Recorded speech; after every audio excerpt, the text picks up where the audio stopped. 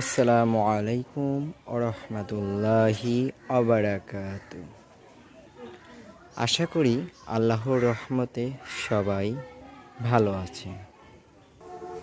সবাই দেখেন, এই যে ঘরের সামনে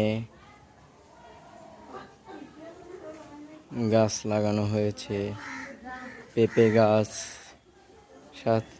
দুইটা পেঁপে গাছ, নারিকেল গাছ।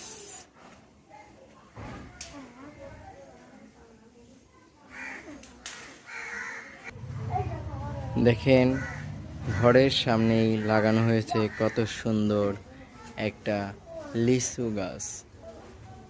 দেখতে অনেক সুন্দর লাগছে, দেখেন সবাই ভালোভাবে।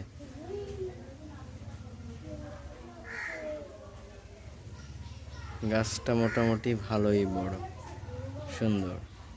তার সাথেই আছে একটা কাঁঠাল গাছ।